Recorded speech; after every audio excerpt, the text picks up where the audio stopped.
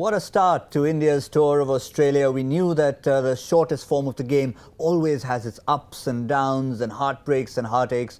But this one was a typical cliffhanger. It started in Queensland and is just going to set the tone for the series ahead. We know it's going to be close. This particular one going by 4 runs to the home side. A revised target by the Duckworth-Lewis Stern method. 158 for 4 of 17 is what Australia scored. Because India didn't know it was a 17-over game at that stage, a slight adjustment and they were chasing 174. At one stage, once Shikhar Dhawan was dismissed, it looked as if they weren't going to get close. But the big finisher we talked about, Dinesh Karthik, with 30 of 13, took it as close as it went. But once he was out, the 4 runs makes it look like a flattering margin. To make some sense of it in the studio, we've got a couple of gentlemen. One who said he's giving India no chance. He just about gets it right. And Aakash Chopra sticking to his 65-35. I've got this one wrong, but only just. But in the end...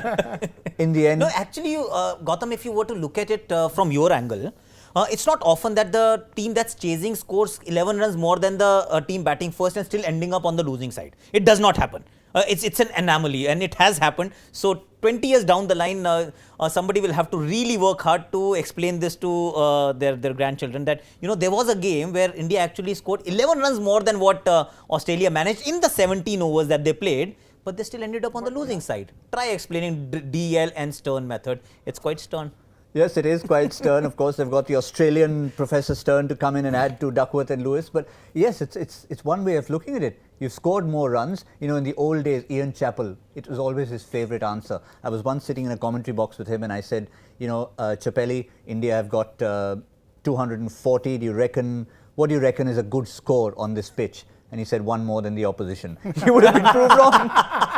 The times that but here opposition score more than 1 run and still they lost it because of Duckworth-Lewis. वो कहते हैं ना क्यों कह रहे होंगे कि India के पास रोहित है, कोहली है, पंत है, दिनेश कार्तिक है. ऑस्ट्रेलिया के पास क्या? ऑस्ट्रेलिया के पास Duckworth-Lewis. Correct. Because of that they won the game, and that Kohli dropped that catch, misfield. I think those two misfields matters, I think, because we lost the close by. So if Kohli could have stopped that double, and after that the batsman hit 4, so actually cost them 5 runs. Yeah, we are a nation of great post-mortems, but I remember when we were watching the live game, there were 2 boundaries that were about millimetres. Shikhar Dhawan hit them. They were looking like 6 all the way. They fell a millimetre short. Add those two runs there and we've got a tie on our hands. You know, this is a typical game of small margins. You're talking about, we are talking actually about inches in a sport that's an outdoor sport. You take about 5 acres of space to create a cricket stadium. And we're talking about inches and centimeters. So that's the beauty of this sport. But then you don't really rue the fact that those couple of hits did not go on the other side of the fence if there was a bit more power. I think in the end you'll look inwards and you'll say a couple of things actually that stand out for me, and that generally happens towards the end of the game. That is the second run that Kunal took off the first ball of the last over. I thought a single would have got Dinesh on strike, because the following ball he got out, suddenly the equation changed and then Karthik got out and it was just completely over. That was one, if I were to look at from the Australian perspective, I'd say why not Maxwell? When Zampa has bowled so well, why did not you go to another slow spinner that you had in your team? So couple of captaincy errors also from either side, not just from Australia, from Indian side as well. We discussed that earlier in the mid-show. But then in the end, you will have to admit the better team won. And we talked about this when we talked about Virender Sehwag being the not very part-time bowler. Australia actually had several options in their top order. Maxwell, of course, has bowled recently. Darcy Short is known to bowl a bit of his Chinaman. And Finch, too, has bowled, other than against Chris Gale in the IPL. He has actually bowled a little bit. I'm not sure about Finch, but yes, these two, other two, they should have tried. Actually, Finch should have tried one of them. And Maxwell was the better option, because Maxwell bowled against South Africa. So he knows better than Darcy Short. That where he can bowl and how he can bowl in T20s. So because as a captain of Kingston and Punjab, so he bowled a lot of overs and he did well in India in smaller grounds, and in big grounds I think he should have bowled at least 1 or 2 overs. Yeah, and also when you talk about those margins, let's look at one from Australia's point of view. 9 times out of 10, Glenn Maxwell would have taken that catch. Instead, it was 6 runs. I thought he misjudged a little. He was in the end complaining about the ball being too wet. Yes, it was a wet ball like a bar of soap, but he did not really time his jump properly. In fact, in hindsight, if he were to look at it very closely and not emotionally, he didn't even have to jump. If he just stood there, it would have been an easy catch. He obviously thought that the ball was a lot higher, it was a lot deeper. That was not the case. So yes, if that catch was taken, things would have looked a little different. But then it's not a game of ifs and buts. The fact still remains that India ended up on the losing side, even though India started as favourites. Let's not forget, we were talking about the fact that for the first time in the history of India-Australia tours down under, the visitors are starting as favourites, but then they've been humbled today. Now, there are a few things we in this Cricbuzz live studio disagreed on, but there are some that we completely agreed on. When the innings started, when it was shortened to a 17-over game, I think all of us in unison said one thing: oh good, Zampa doesn't need to bowl his 4 overs from Australia. And guess what? 2 for 22. Yeah, absolutely. You know, he surprised us because the way Indian batsmen batted against Zampa, it was not that looked like that Indian batsmen were batting against Zampa. So I was a little disappointed because he was the only spinner in the side. So I thought that they will target him and score at least 3 or 30 runs. So I think that was the difference. So he bowled beautifully, gave only 20 odd runs and took 2 important wickets, Virat Kohli and KL Rahul. So he did really well. Yeah, Rahul, of course, was maybe at that stage in the innings, but we somehow felt the moment a ball before he got out, Virat Kohli played this almost un-Kohli-like swipe across the line, which normally those wonderful steely wrists would have come into play, even when he's not off not. And somehow you got a feeling it's just not his day. It didn't look like that, but then it also takes only a boundary to change all of that. And let's not also forget that he did not play the T20 format of that West Indies tour of India. So when you've not played some amount of international cricket, at times you end up getting a little rusty as well. So a few days of practice sessions generally are enough for Kohli. But then today we got to know that he's also human. He also can get out. And he actually got 4 runs of 7 balls. Now we are dissecting proper, like threadbare. But that's how it ends up when you actually lose by a margin of 3 or 4 runs, as it happened in the end. So Kohli did look rusty for a change. Akash, what do you think that next game Kohli will come at number 3? That is another question actually, because I would not want to see Kohli coming at the end of 8th or the 9th over. If I'm Aaron Finch, I'll be very happy. So for Australia's benefit, it's great that Kohli stays at 4. But from India's perspective, I think he has to bat at 3. Come what may, whether Rahul has to adjust, because you don't change change the position of your best batsman to accommodate somebody else. If you're doing that, you're starting on the wrong note. In one day still I can see that Kohli can come at number 4 because there are a lot of overs. But in T20s, when he comes at number 4 and openers gives a good start, then he should come at number 3.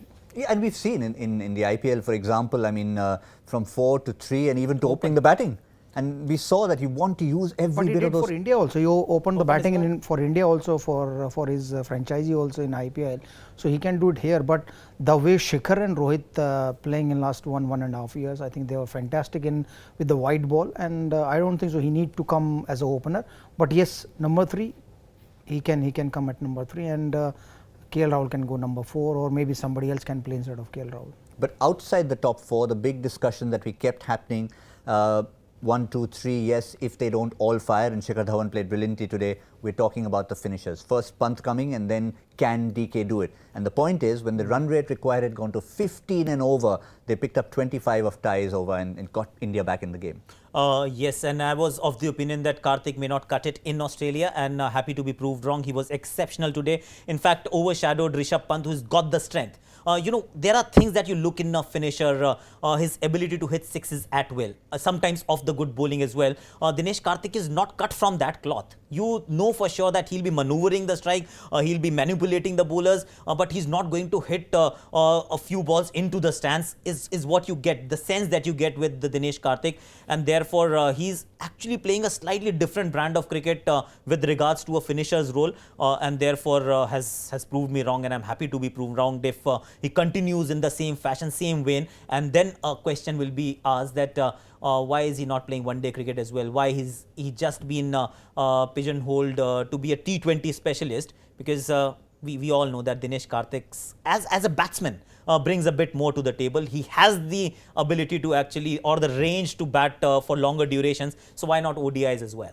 Yeah, exactly what we mentioned with Virat Kohli, where that he's happy to come at 4. When you have that reign of extra number of overs, same logic applies to Dinesh Karthik playing in the format versus not playing. But if you look at whoever played for India at number 4, Dinesh Karthik has a better average than everybody else.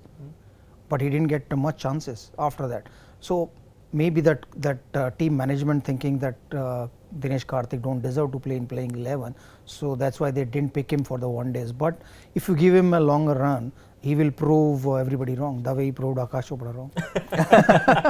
and for a change, happy to be proved wrong there. Absolutely. It's just a pity that sometimes when you talk about a finishing 30 of 13, if India had got over the line, it would have been just a different kind of celebration instead of Justin Langer cutting his 48th birthday cake in the dressing room. Without doubt, but you also have to bear in mind that bowling was also of slightly lesser qualities what we have seen. You wouldn't see Marcus Stoinis bowling the 15th and the 17th over of a 17-over game. If the calculation has come down to that, that means you have made some huge miscalculations with regards to your bowling resources. Because Stoinis is not your bowler bowling the finishing overs, but that's how it turned out to be. We saw Ty actually losing it completely, not finding his mark. The wet ball, of course, played a role. This was this huge over, and 14th over, if I remember correctly, was bowled by Ty and not by Stoinis. And he went for plenty. 22 or 23, if my math was fine. He actually brought India back into the game. Courtesy, some good batting, but some ordinary bowling as well, we'll have to admit. And it wasn't one more thing, that good captain relies immediately, and they take the action immediately when they think that their spinner bowled really well, so they can bring the part-timer also.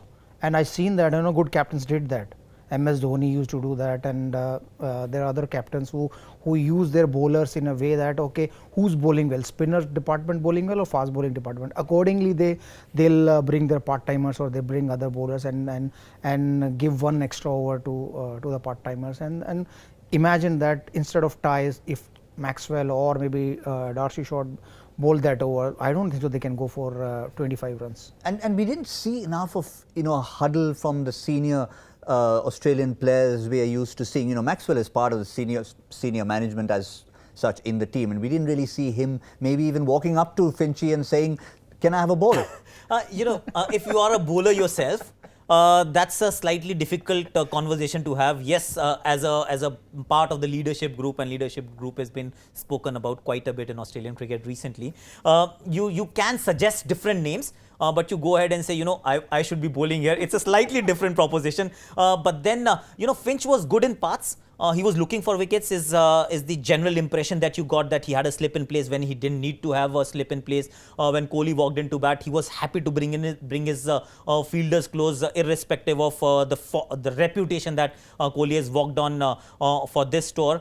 So he was good in patches, but then as a captain, it still felt that he's work in progress. He's not right there. He obviously is not really judged the pulse of the match at that point in time. Maxwell, we discussed that. Maxwell had to bowl a couple the moment Zampa bowled well.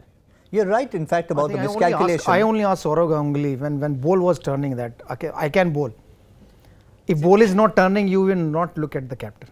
You will just move away. If captain is coming towards you, you just look somewhere else.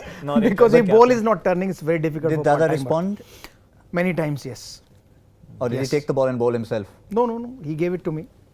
He bowled himself also, but he was very smart captain. So he realized that yes, that's why we played 7 batsmen and 4 bowlers. So me and Yuvraj Singh was the part timer. So we can actually bowl 10 over out of these two bowlers. But yeah, we were just to stay on that miscalculation for a minute. It was surprising to see in a scenario like this. It's just a 20-over game. I'm sure you've worked it all out. 4 overs already bowled by Virender, 4 overs already bowled by Zampa, and Stanlake therefore could only be one of the 3-over bowlers. And he actually tossed him the ball and then realized, whoops. It's a tough one, understanding and being slightly ahead of the game all the time, knowing fully well where your team stands. And Australian cricket is in a slightly precarious situation as of now. So as a leader of the side, there are times when you actually miscalculate because in your head it's a 20 over game, but it's not a 20 over game anymore. Or now you need to rotate your or use your resources accordingly, and I think he got it wrong. Virender shouldn't have bowled those 4 overs personally. If you're going for so many runs, you should be assigning the 4th over to somebody else, somebody more trusted. In the end, it turned out to be Marcus Stoinis, who actually is the better of the faster bowlers that were on show. Andrew Tye also went for a lot of runs, which was slightly unexpected. You expected him to be your banker. Didn't happen in this case, but there was miscalculation for sure. So both teams, whether they have the 6th bowling option or not, they've chosen to bowl only 5 bowlers in a T20 game where a lot of runs are scored, which again doesn't happen too often. Well, I reckon we're not going to be the only ones chatting about this. There's going to be 2 dressing rooms who'll have enough to talk about. Yes, the Australians might have won, but just about. And I reckon in a couple of days' time, there will be a few changes in plans, maybe even changes in personnel, and they will try and improve on things at the MCG in the second T20 International. This is where, of course, it all started for India. The first ever T20 International between the two sides was played at a packed MCG, well, pretty much packed, 70,000 on that day. Seatings have changed a little bit, but just changing topic a little bit. Shreyas Iyer has been among the course of conversation for a lot of people in terms of where he should be, where preparation should be. And India have done a few unorthodox things. One example being Sanjay Bangar being sent to Sydney to work with the test players. But where do you stand on Shreyas Iyer at the moment? I think he's a good traveller at the moment. So because I don't understand that before a lot of middle order batsmen, Shreyas Iyer played T20 and 1 days, and suddenly he was out of thinking. So and now he comes back again, and he don't have a place in the playing 11, and I don't think so. You can drop anybody out of these 6 or 7 batsmen to give Shreyas Iyer a chance. He's not even second in line. Yeah. He's not the next in line. So that's why he's a very good traveller, I can say. That's the T20 international squad that India has. Shreyas Iyer is there in the mix. We saw Manish Pandey sitting there looking a little But I will prefer before Shreyas Iyer Manish Pandey, because he's a very good T20 player, and he scored ODI 100 in Australia, which we won, which is more than 300 runs, 320 if I'm not wrong, on last tour. So he is not getting chance in the playing 11, and we're talking about Shreyas Iyer. Iyer should be in New Zealand right now. Sorry to butt in. I think he should be in New Well, Zealand. he said he's a good traveller. Yeah, so just get him another flight. Exactly. That's a Simple. prettier country to visit, and he'll also get some game time because he is not playing. You know, in a 3-match series, obviously it's a bilateral limited over series. If you give anybody, or rather, let's put it this way, if you don't give somebody an opportunity in the first game and you happen to lose that game, forget about it. You're not going to try somebody because you will never be in a position to try anyone. The opportunity was there when you clean swept, or rather you won the 2 of the 2 ODIs, the first T20Is against West Indies. In the 3rd match, you can do whatever you wish. You can try as many people as you want. But in a situation like this, there is no chance that he's getting a game unless you see 2 injuries. Fingers crossed, won't happen. So he should be in New Zealand playing something worthwhile, because this tour is also only for 5 days. Firstly, I don't even understand how they actually get the itinerary going, because this entire limited overs team is in Australia for a week. They'll play 3 games in 5 days, go back home, come back after a month, we'll play another 3 ODIs. Who does that? Play the limited overs leg in one go and then play the test matches. Why have test matches in between T20s and 1 days? That's beyond me. It's like multiple entry visa. Yeah. You definitely need one. I think that's the BCCI mistake, because Australia were playing 1-day cricket and T20 against South Africa, and they chose to play like that, and BCCI agree.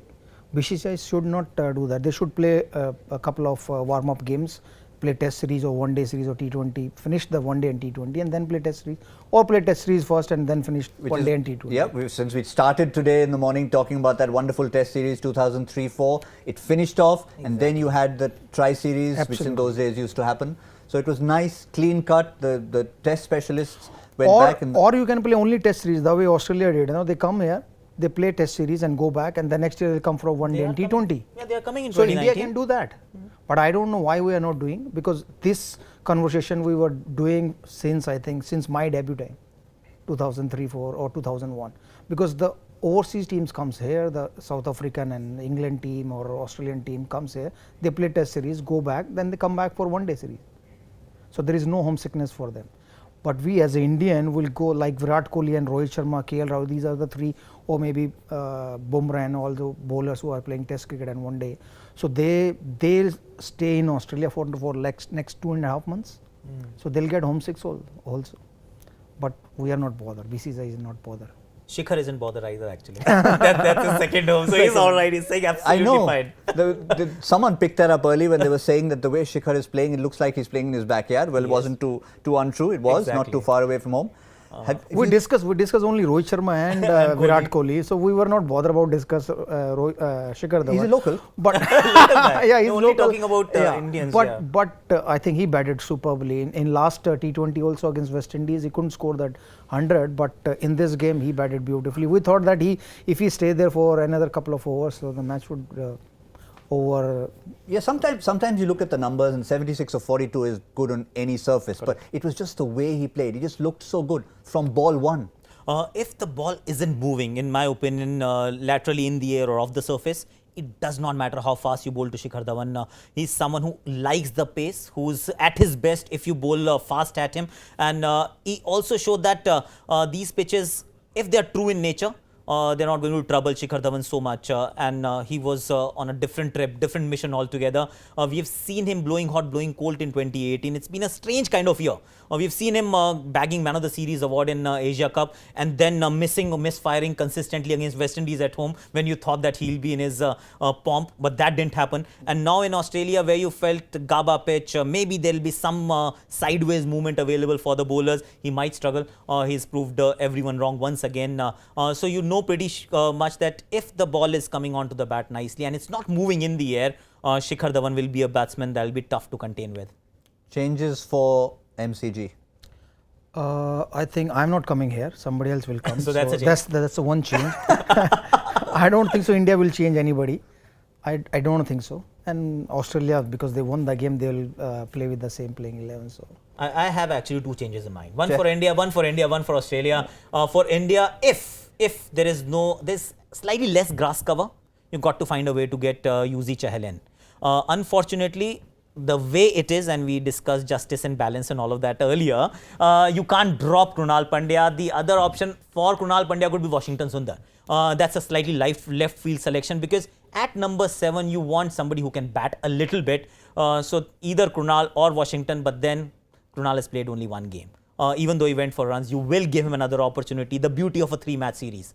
And you starting with a particular 11, you got to give anybody who you've given a chance ample chances to fail or succeed. So Krunal stays, but for Khalil, you can toy with the idea of getting Chahal in because MCG is a big ground, and if there is some amount of assistance available for spinners, or rather less assistance for faster bowlers, you can toy with that idea. And the second bit for Australia would be Nathan Coulter-Nile for either Virender or the Billy Stanlake. Yeah, the Billy Stanlake. So you got these two. I'll get Nathan Coulter-Nile straight in.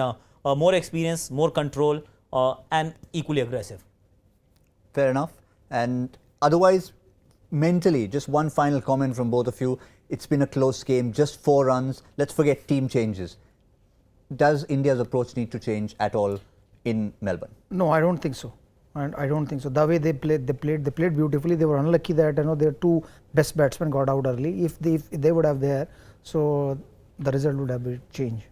Bowling wise, I think they need to think slightly differently. Tactically, they would be better off. If Khalil is playing, you need to find a way to get a couple of his overs over and done with in the power play overs itself. Use the frailty, the fragility of the Australian top order to your advantage. So get a few overs from him. Make sure that you've got a way to have at least 2 or 3 spells of Bhuvi and Bumrah. The way they were utilized in the first T20I, I thought they ended up being too predictable in nature.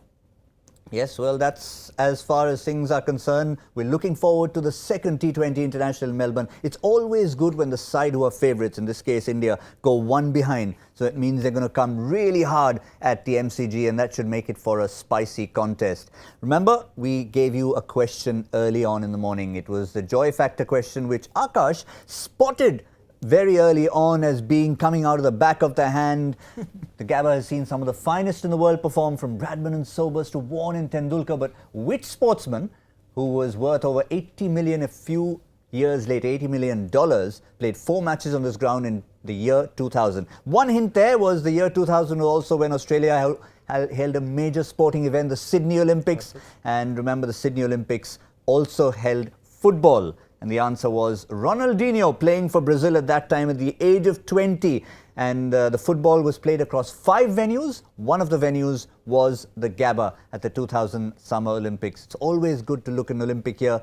Akash Chopra spotted the fact that it need not be a cricketer. And that's But the answer. nobody earned that much money.